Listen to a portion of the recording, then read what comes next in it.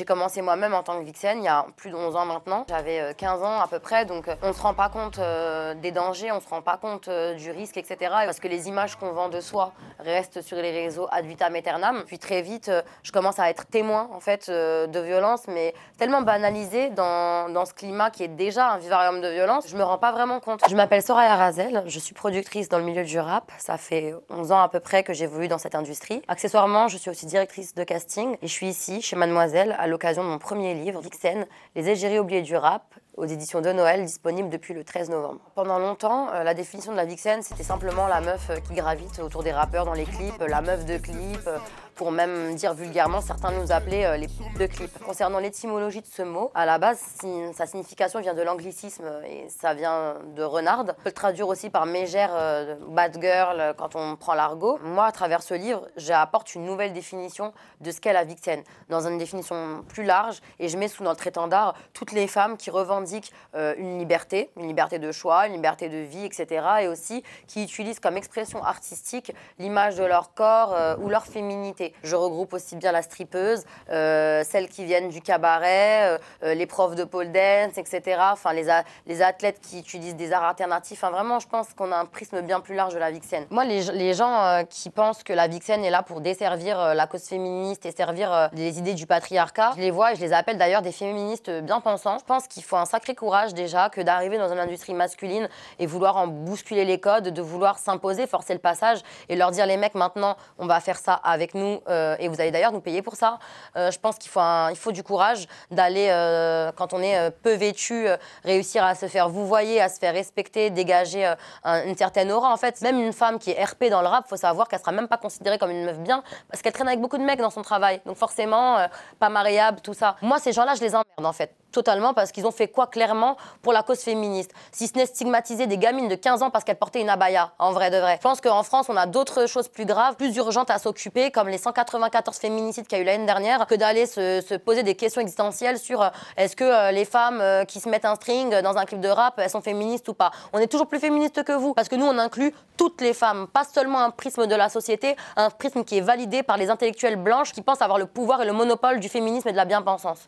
Déjà, pourquoi il y a ce titre, les égéries oubliées du rap? C'est parce qu'elles ont été complètement oubliées de notre culture. Elles n'ont même pas été créditées dans le générique du grand film de notre culture qui est en train de se tourner depuis des clips et des clips et des clips. Allez dans les musées, vous en verrez plein des vixen, sur les tableaux, sur les sculptures, etc.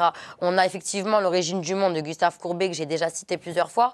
On a aussi la grande odalisque, dingue. Les Algériennes dans leur salon de Delacroix. On voit souvent le nom du peintre sur le tableau, mais pas le nom de ses modèles. La jeune fille à la perle de Vermeer, j'aimerais bien savoir comment elle s'appelle. C'est une gamine de 15 ans qui est, je crois, la domestique du couple Vermeer. Enfin, il y a une violence incommensurable derrière. Et ces femmes que l'histoire a voulu gommer, que l'histoire s'est donné tant de mal à effacer de génération en génération, moi j'ai envie de nous légitimer, j'ai envie de dire que voilà, à la fin, s'il restera peut-être une chose de notre industrie, il ne faut pas oublier, ce sera nos visages, nos corps, nos représentations.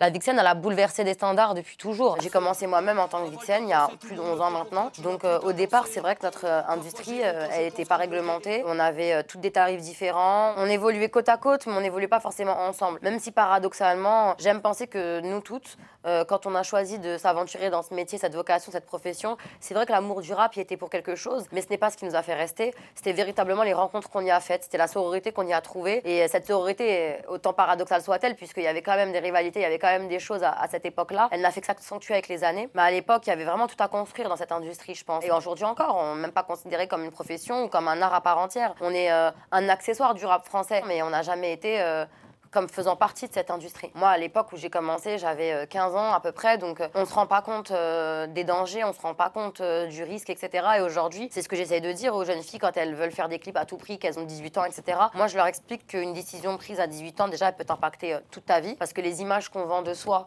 restent sur les réseaux ad vitam aeternam. J'arrive dans ce milieu, puis très vite, je commence à être témoin, en fait, de violence, mais tellement banalisé dans ce climat qui est déjà un vivarium de violence, je me rends pas vraiment compte. L'histoire de Saphir, dans le livre, effectivement, on parle d'une jeune fille de 18 ans qui est venue de l'étranger, qui connaissait pas Paris, qui tombe entre les mains d'une personne extrêmement mal intentionnée qui va se servir d'elle jusqu'au pire. Moi, à ce moment-là, faut pas oublier que quand je rencontre Saphir, j'ai moi-même à peu près le même âge. On a un an de différence, mais je suis une gosse aussi. Il m'a fallu des années pour me rendre compte vraiment de ce qui s'est joué sous mes yeux, de cette violence. Et quand on commence à entendre des témoignages d'une fille avec qui on travaille depuis un moment qui me dit « mais tu sais, il y a 2 ans, il m'est arrivé ça », j'arrive pas à me dire que tous les jours, ces mecs-là, ils continuent à opérer, ils continuent à agir. Mais si un mec est aussi à l'aise d'aller agresser une meuf, d'aller violer une meuf ou je ne sais quoi, au bout de la 5e, 6e fois, je me dis mais c'est parce que personne l'a arrêté. Ils sont impunis en fait, ils jouissent d'une puissance et cette puissance c'est notre silence, c'est l'omerta. C'est ça qui nous brise en fait, c'est le fait qu'à côté de nous, il peut y avoir une sœur qui a vécu la même chose et encore une fois, ça passe sous les radars. Donc il a fallu faire ce témoignage pour légitimer ce qu'on a vécu, pour qu'aucune de nos larmes ne soit vaine, pour que chaque sacrifice qu'on a fait au sacrifice de notre propre vie, nos vies personnelles, etc., ne soit pas oublié et surtout pour que tous les gens qui ont quelque chose à se reprocher, pour que tous ceux qui se reconnaîtront, et je parle en l'occurrence des hommes qui ont commis ces agressions et qui prolifèrent toujours dans notre industrie, sachent qu'ils ne pourront plus jamais dormir tranquilles, comme leurs victimes ne dorment plus tranquille, que leur sommeil soit tourmenté, comme les sommeils de leurs victimes sont tourmentés par ces sombres souvenirs qu'un jour viendra où la justice viendra taper à leur porte. Et comme je l'ai écrit dans le livre, leur nom souillera leur sépulture.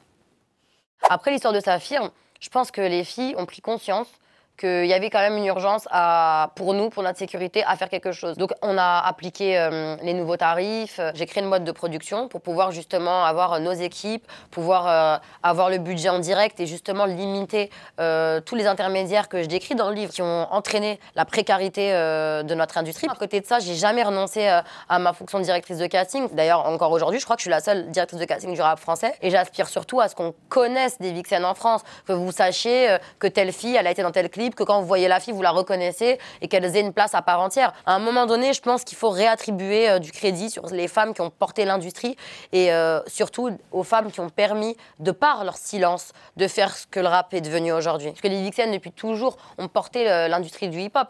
Pas qu'en France, aux États-Unis, on a vu avec des Vixen qui ont par exemple participé à faire passer des sons de Future ou de Migos en club, etc. On a des rappeurs comme ça qu'on a vu émerger grâce à la culture du strip club, etc.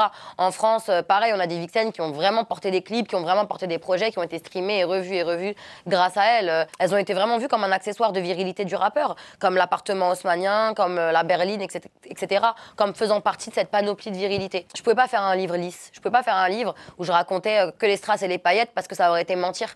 Ça aurait pas été notre vraie histoire. Notre vraie histoire, elle a été teintée de violence. À la fin du livre, il y a cette page où j'ai mis une boîte postale à ma maison d'édition où les témoignages sont recueillis. Toutes les femmes, même les témoins en fait. Je pense pas avoir la prétention de réparer quiconque, mais ça peut aider des sœurs. Et je me dis que si on rassemble nos témoignages, on aura peut-être plus de force puisque on l'a vu dans la presse, on l'a vu quand Emmanuel Macron par exemple a dit que la parole de 6 femmes qui dénoncent Gérard Depardieu n'a pas de valeur. Bah moi j'ai envie de dire que si la parole de 20 femmes n'a pas de valeur, peut-être que la parole de nous toutes elle aura une valeur.